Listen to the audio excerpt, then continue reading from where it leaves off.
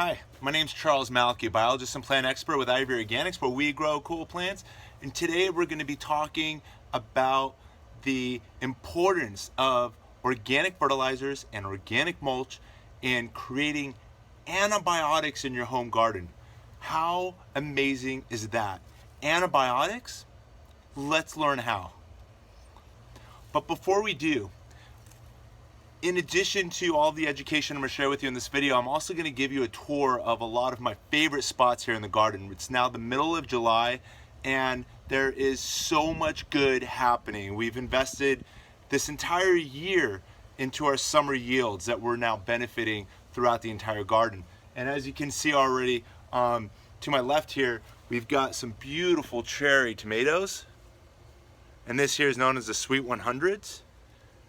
Check those out. And then in between, we've got this Bear's lime tree, also known as the Tahitian lime. And check out all of those fruit right there. Beautiful quantity of limes on its way. And then right behind that, the early grow variety, and it just goes on and on and on. And we're talking about just 8 varieties of tomatoes, and they're producing on average between 5 to 10 pounds of tomatoes starting May, June, all the way through November.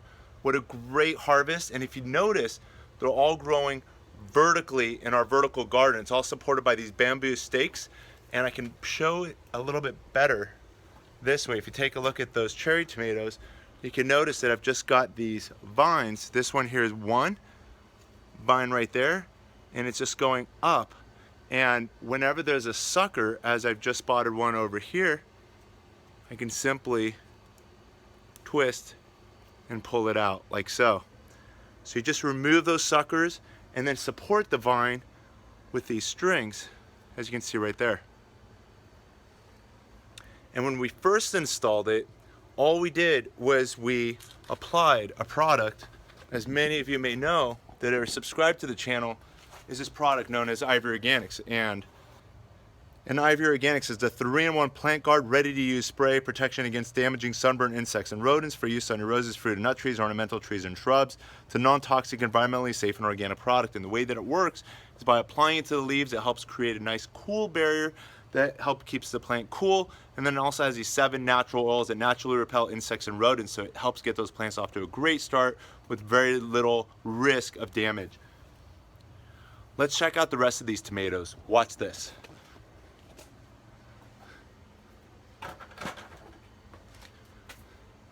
So over here again, we've got our Sweet 100 variety of tomatoes going all the way down. These have been grown on just 2 stems, growing vertically up.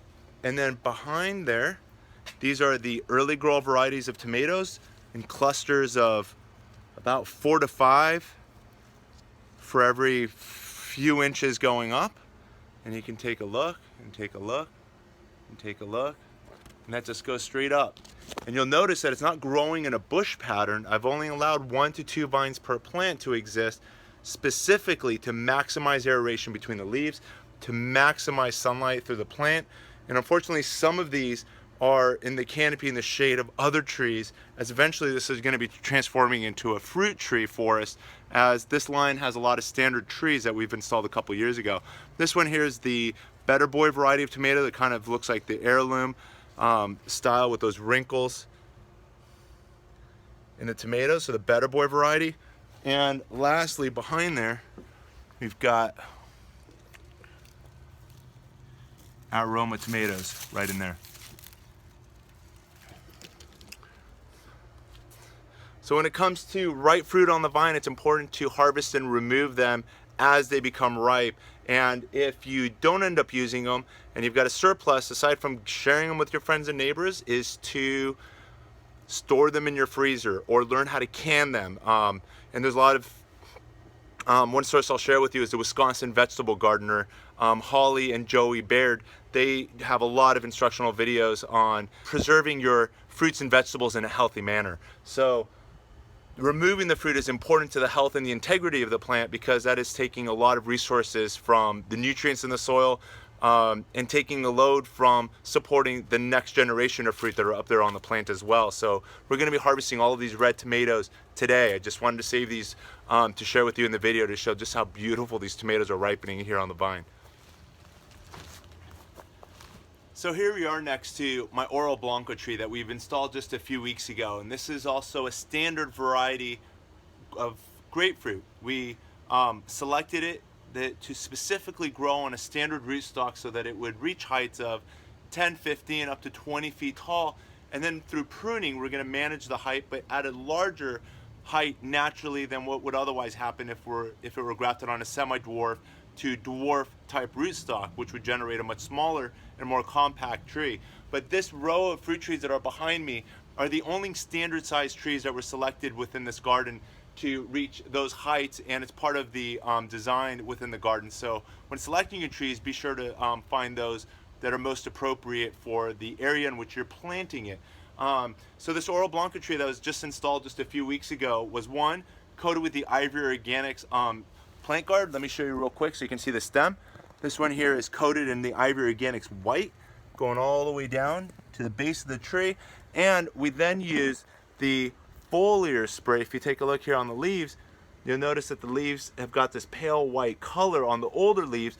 The newer leaves have since grown out and do not have the Ivory Organic spray on it. And also take a look at the fruit. I'm going to do something pretty dramatic for you guys in just a second, but take a look at all of these fruit.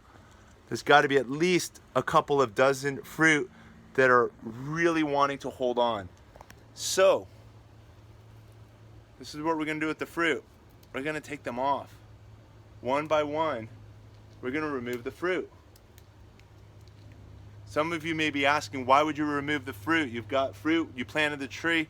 Isn't this what you want? And the answer is yes, that's what we want. But by removing the fruit, the plant can now save its energy and resources into growing. What's most important in the first year, and sometimes even in the second year, is to make sure that the plant gets established. Let the plant focus more so on root growth and stem growth and creating as many branches to support more flowers and more fruit in the very near future, instead of the plant putting its energy and resources into just carrying maybe a dozen or maybe just a few fruit and putting all of its resources into those fruit at the expense of growing and getting established and being that, primary tree here in the garden that we're hoping to achieve.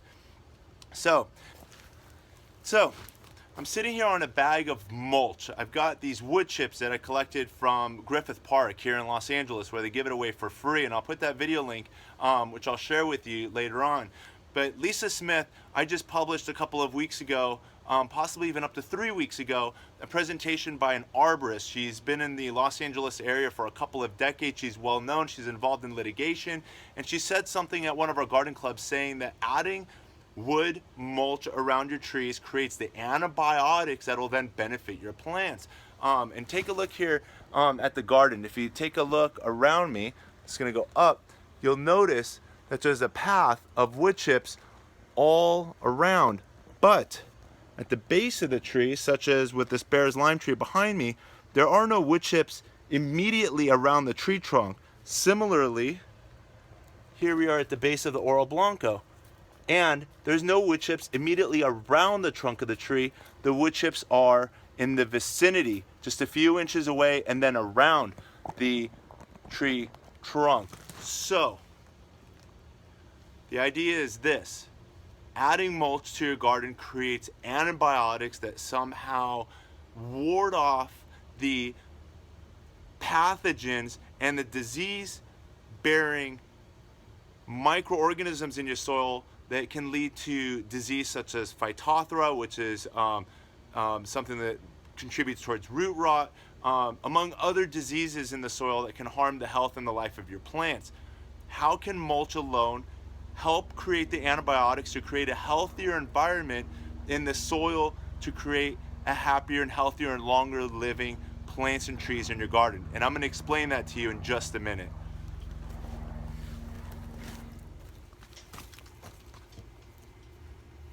So now here we are at the other end of our standard fruit tree row. We start off with the Oro Blanco, the Tahitian or the Persian or the bear's lime tree. They're all known as the same name. It's also one of the most popular bar type varieties of lime trees, so the Bear's lime.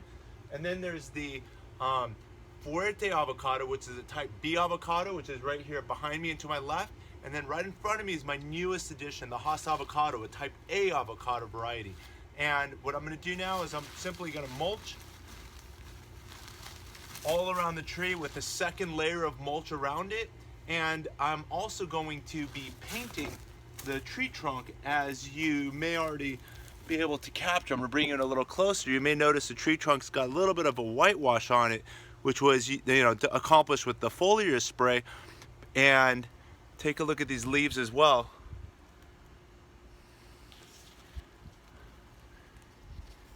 You may notice that the leaves have a little bit of whitewash on them as well. Now it was done organically with the Ivy Organics 3-in-1 plant guard. And what we're going to do next is we're going to take the Ivy Organics 3-in-1 plant guard can. This is protection again against damaging sunburn insects and rodents.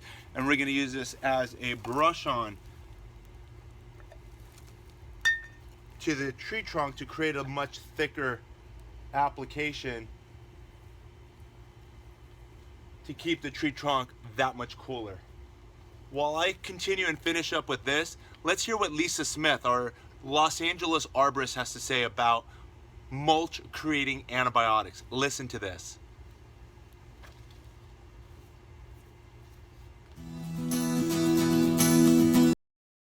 My name is Charles Malki, biologist and plant expert with Ivy Organics, where we grow cool plants. And today we have the honor and the privilege of meeting Lisa Smith, who's a licensed arborist and tree lover and very well known throughout the Los Angeles County. And we're so lucky to have her and her expertise in plant and specifically tree care. Lisa. Thanks, Charles. You're very so welcome. Sweet. Well, today we're going to talk about extremes, extreme weather, wind, heat, and how to protect your tree during those extreme events. And I've spent the last 24 years in Southern California inspecting trees, observing trees, and seeing what makes trees tick and how to maintain them with the best management practices. So thank you again, Charles, for having me here today. I'm really excited. You have a fun group, and I know we're going to cover some great stuff. You're very welcome, Lisa. And if anybody wants to reach out to Lisa, I'm going to put in the comments below all of her contact information so you can reach out to her with any of your tree questions as well. Thanks again for watching. So I'm going to talk about three things. The soil. I had it in my mind. I want to talk about the soil, how you're going to water it, irrigation. I'm going to talk about mulch, my favorite topic, and we're going to talk about pruning for safety. So let's start with the mulch, because I love mulch. And mulch, let me just tell you, I'm going to be quick about this. Mulch is your friend. Mulch is the most important thing that you can do for your trees because mulch has so many benefits. Now you're wondering, okay, what bag do I buy? Where do I get it? But I'm going to break the rules. I'm going to tell you the best mulch to get is wood chips. And if you use a compost, that's fine. If you use a bark, that's fine. But you're not going to get the long-term benefits that you will from wood chips. And wood chips are actually in a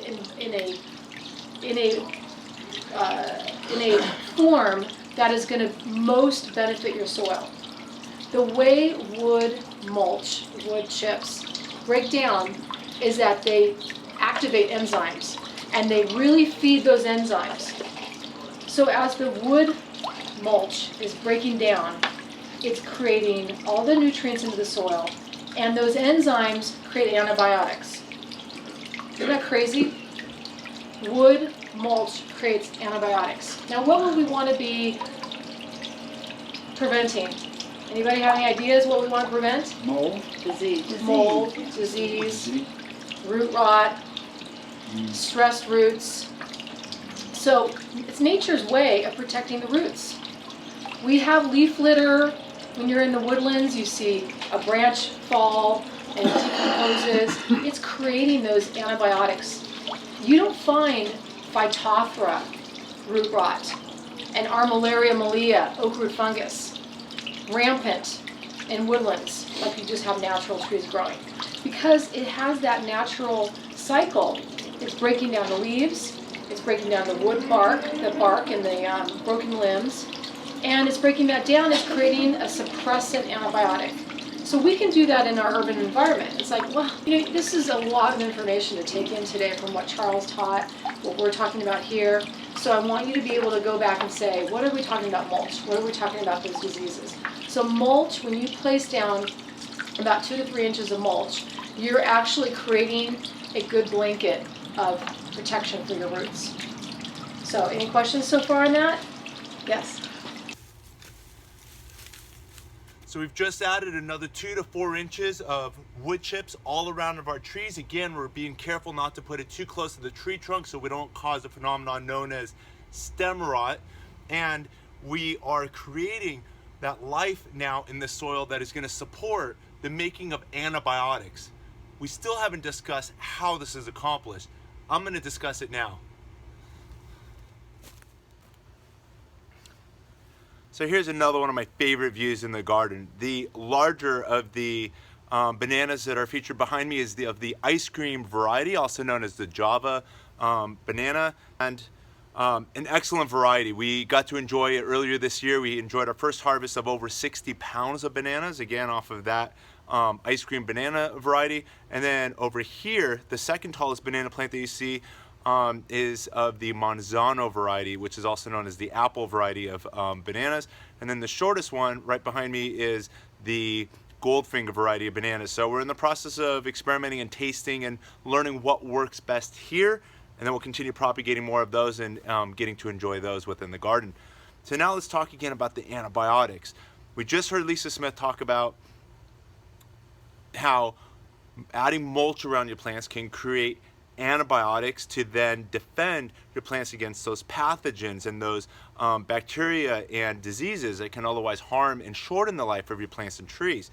How can mulch do just the opposite and create antibiotics that will then benefit your plant? And to start off, the first thing we've got to do is look at what is the definition of an antibiotic. And so I pulled it up and I looked at a few definitions, and the general concept here is that it's either a bacteria or a fungi that is capable of killing or inhibiting the competing microbial species. So the point is we're adding beneficial bacteria, and you've heard me discuss this over the last couple of years about the value of beneficial bacteria in your garden, the concept of beneficial fungi in your garden, and then we've always in the same line typically talked about beneficial nematodes, the beneficial earthworms, the beneficial, all of those microorganisms that are within your soil that are benefiting those plants naturally. And also when you go to fertilize your plants organically, it's that life in your soil that's breaking those components down and returning those elements to the plant and then growing those beautifully tall and healthy productive plants in your garden. So again, the definition is compounds secreted by bacteria and fungi that are capable of killing or inhibiting competing microbial species. So the goal is by creating these beneficial bacteria and fungi that then secrete these compounds that kill those pathogens, those diseases within the soil that then can shorten and kill your plants. Those are existing because of the good things you're bringing into the soil to attract the beneficial bacteria and the beneficial fungi, which are then creating, and I'm saying this now for the first time, and I don't think there's much research out there to corroborate this, but you guys have heard it here first, that adding mulch, we've learned this from Lisa Smith, but I'm going to take this a step further, that using organic fertilizers as well will help support and create the antibiotics and the beneficial. Adding organic fertilizers to your soil, and those are organic fertilizers that are, if you take a look at those ingredients, as we've done so many videos on the ingredients, which include, blood meal and kelp meal and fish meal and bone meal and feather meal and all of, take a look at the back of those ingredients and make sure that you're using something that's organic and not chemically derived to basically feed the now beneficial bacteria, the beneficial fungi that are then secreting and creating these compounds, these antibiotic compounds that are then killing and inhibiting the growth and the production of those pathogens and disease-causing bacteria and diseases within the soil that can otherwise harm and shorten the life of your plants and trees. So again, you've heard it here, that adding organic fertilizers, in addition to, as Lisa Smith said, compost and mulch around your plants will create an environment, an organic environment with an organic biology of microorganisms living in the soil that will then create the antibiotics to then support and create longer lasting, longer living plants and trees within your garden. The concept of antibiotics was first discovered about 90 years ago, and it was an individual in London named Alexander Fleming who discovered that there was a slime that was oozing out of these molds that were preventing this type of Staphylococcus bacteria from proliferating in these petri dishes. So he was working on extracting that slime that was coming out of the molds, which are the fungus that were secreting the compounds that were inhibiting the growth of the bacteria. And that was the beginning and the birth of antibiotics and the understanding of antibiotics back in 1928.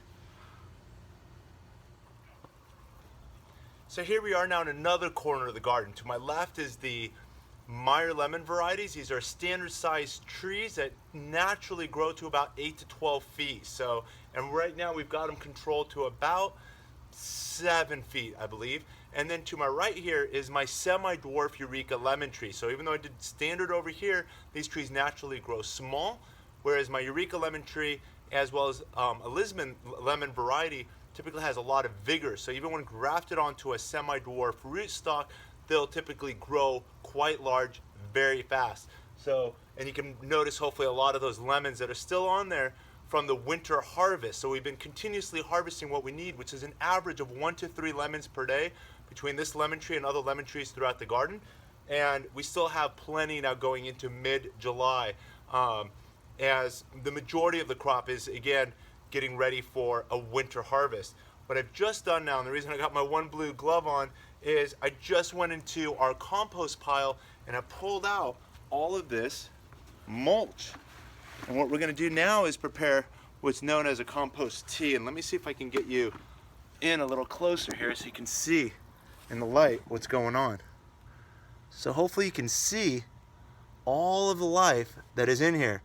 There's a lot of living things. What we're going to do is take this and add it to a bucket of pure, clean water. If you've got pond water, that would be ideal, or rainwater that was collected. This water has been sitting here for a couple of days now, and what I've got here that's bubbling is a bubbler, which I picked up from Petco for about $20, and I've got it attached to a screwdriver, and that's drawing the oxygen to the bottom of the bucket where it's going to be boiling.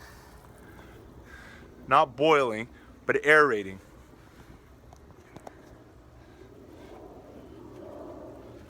All we're simply going to do is add a couple of handfuls of the compost to a 5-gallon bucket of water.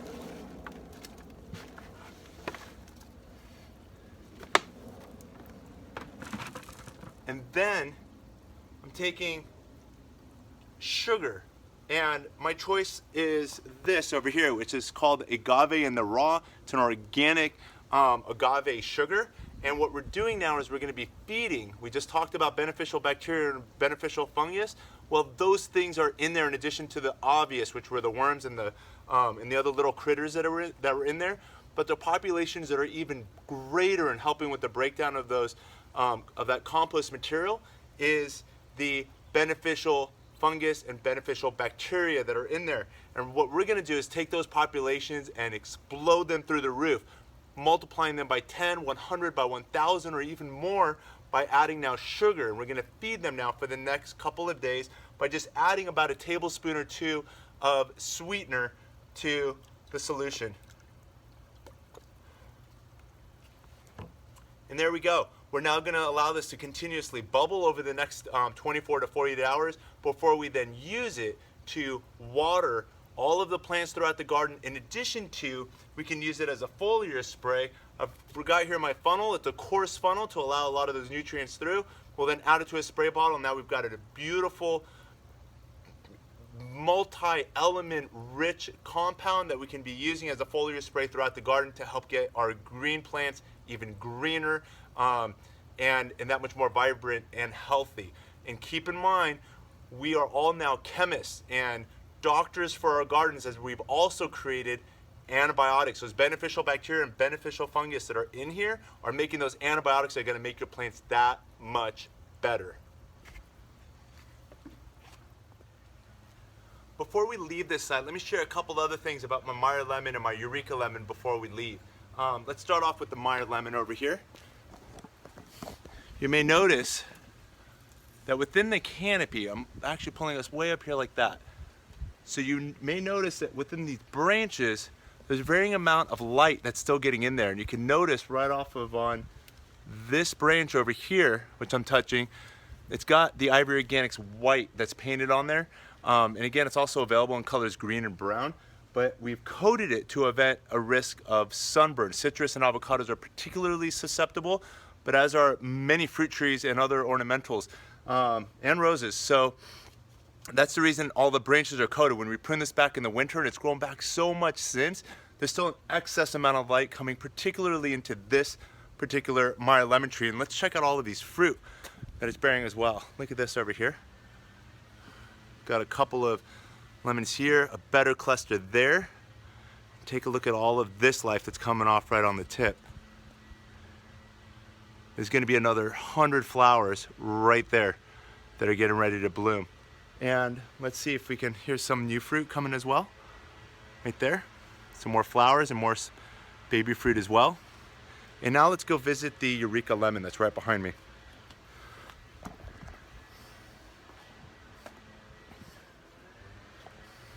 So what I've noticed over here, you may notice that there's a lemon that's starting to turn yellow. Keep in mind, this is a very small lemon. These lemons should be about, let's find a ripe one back here.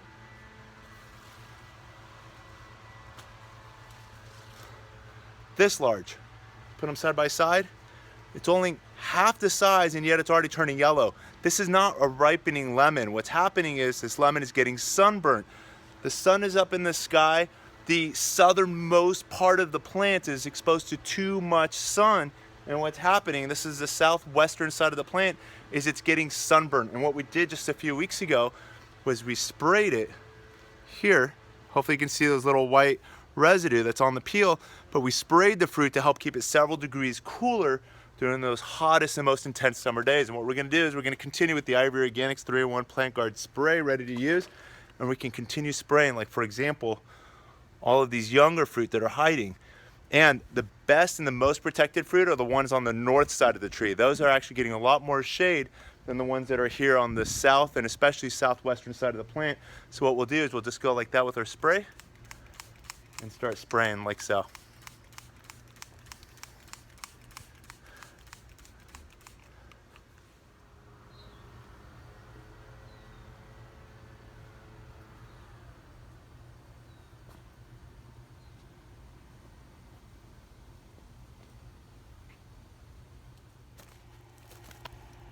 So now here we are, one of my favorite corners of the backyard. My 5-in-1 fig tree that I've grafted behind me, and I'm gonna give you a quick glimpse at how well it's been growing. You can probably see a lot of green and a lot of new branches that are coming of it. Of the 5, unfortunately I had to repair one of the branches. But my point with this, and the lesson I wanna teach you before we take a quick look at the fig tree is, again on the lines of antibiotics, is what does it take to support and create those beneficial bacteria and those beneficial fungi to create those beneficial compounds, those antibiotics that'll then benefit your plants and trees in the garden? And the answer is, and you may notice that I've got all these products around me, is using organic fertilizers. To my left here, I've got products made by Miracle-Gro, for example, where the active ingredient, I'm going to read it here to you, is derived from porcine bone meal. So we're talking about pig bones. Another product that's organic is made here by G&B. This is a liquid fertilizer, so you're gonna have to apply it more frequently than typically a granular based fertilizer. Here's a granular based fertilizer which you'll apply on average every 2 to 4 months.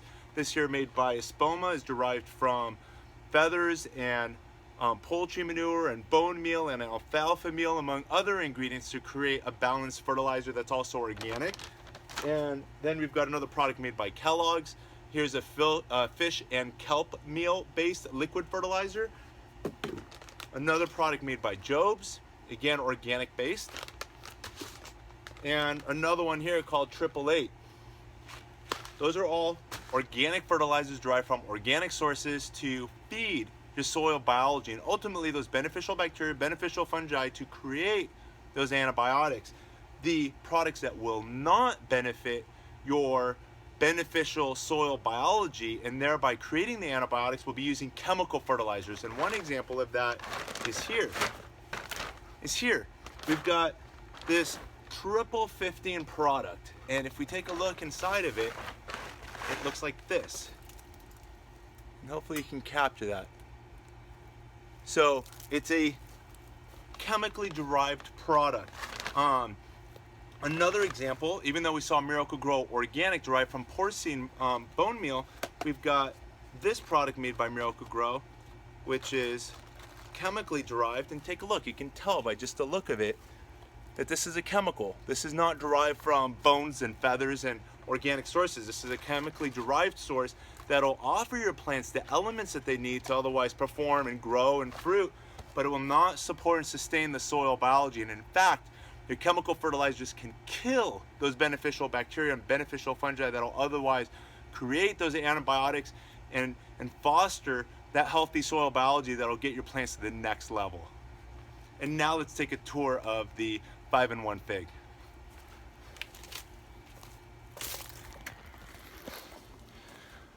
So as you can see here, the largest branch that's behind me is the Chicago Hardy Black Fig. Behind that is the, if we can take a look in here, is the Brown Turkey Fig.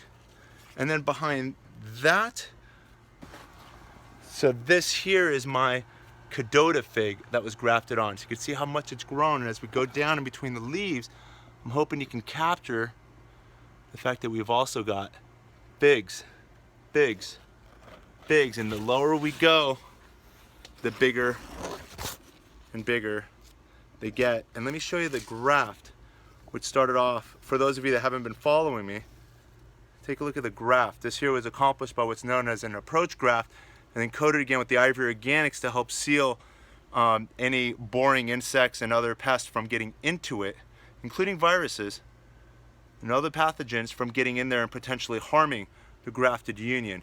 So this here is the Cadota variety, and then my most excited, newest addition is this, which is called the Tiger Fig or the Panache Fig, which is a variegated stripe fig. Even though it has no fruit on it, if you can take a look at the stem, I'm hoping you can capture the fact that even the stem is variegated here. So if we take a look, I'm hoping you can capture the fact that those stems are yellow and green striped right in there. Take a look at all of that, especially where it's lighter green. And even in the brown zone, you can actually notice it. And what we're gonna do real quick is let's take a couple of seconds and I wanna show you some pictures of the figs that this tree was supporting before we grafted it on. Check this out.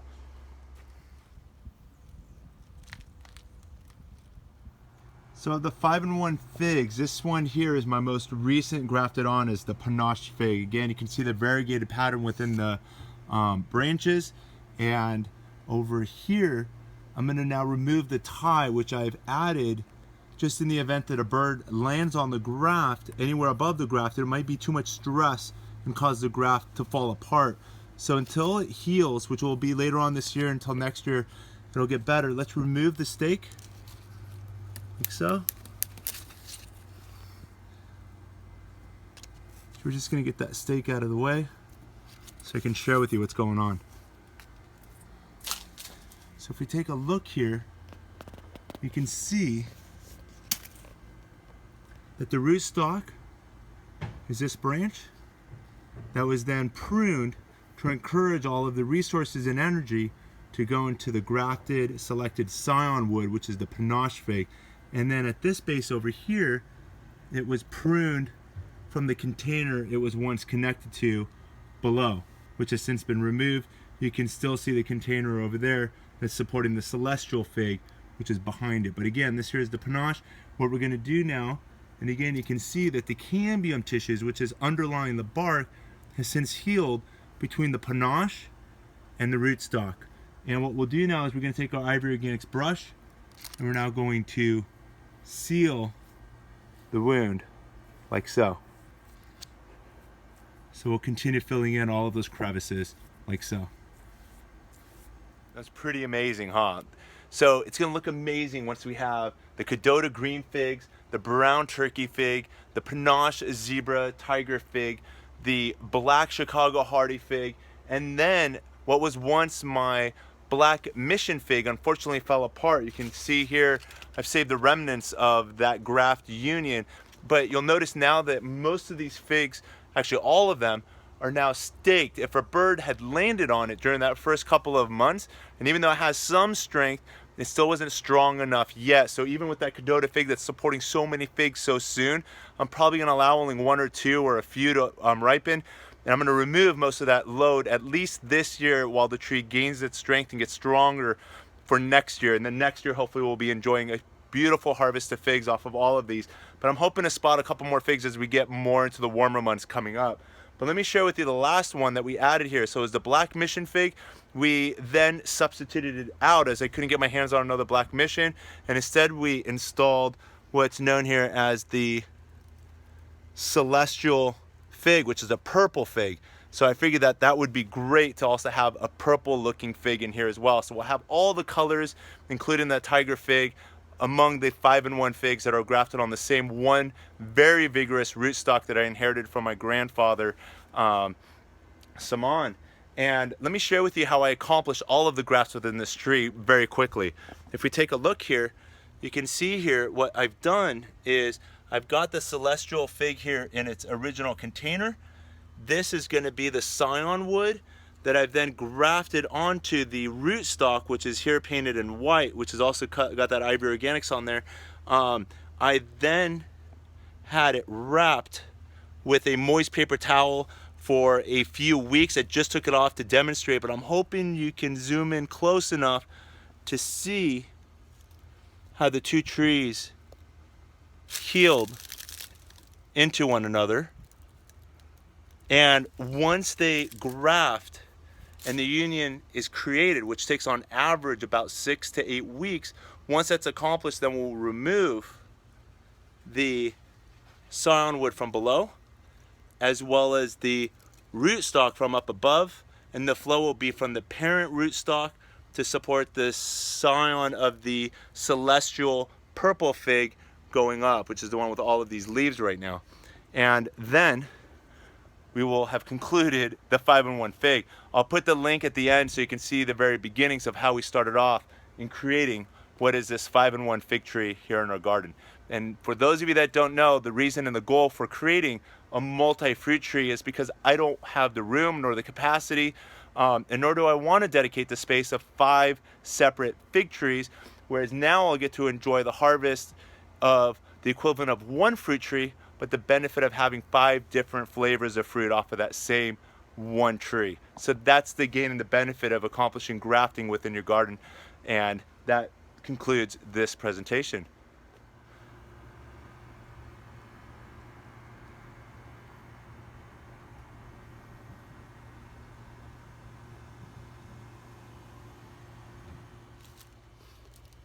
And now here behind me, I've got a California native variety of the sunflower. I'm hoping you can capture some of those flowers, and in the mornings it's visited by tons of bees, different varieties of bees, as well as butterflies. And again, the goal with planting your native varieties of plants, as I've always taught, is to have 5 to 10% of your property dedicated to native plants. I'm not talking about putting California native plants if you live in China, but to plant those plants that are native to your area to support those pollinators that live in your area, which are the basis of life. So the goal is we're going to be pollinating this sunflower as well as benefiting the tomatoes that we saw earlier, the peppers that we've got in our garden, all of the fruit trees that we have in our garden, the passion fruit vines that are behind me, or in front of me I should say.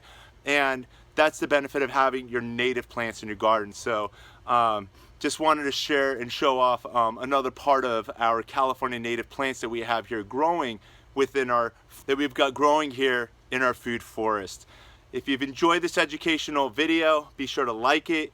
If I haven't already, I want to give special thanks to Lisa Smith, who is our Los Angeles licensed arborist, for sharing the idea of mulch creating the antibiotics.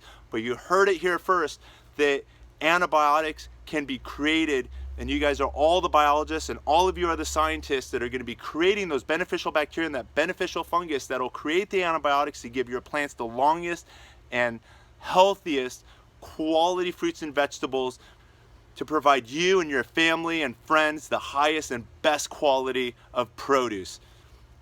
If I haven't given thanks already, which I'm sure I have, I want to give special thanks again to Lisa Smith, our licensed Los Angeles arborist, for planting the idea of mulch creating antibiotics. But you heard it here first, that it's not just mulch, but your organic gardening methods of using organic fertilizers and organic compost and organic mulch, which we heard from Lisa Smith, combined will create all of the beneficial bacteria and fungus that will create and release those antibiotic compounds that will then benefit your plants and fruit trees and ornamental trees and roses and all of plant life by doing things organically, things that chemical fertilizers cannot.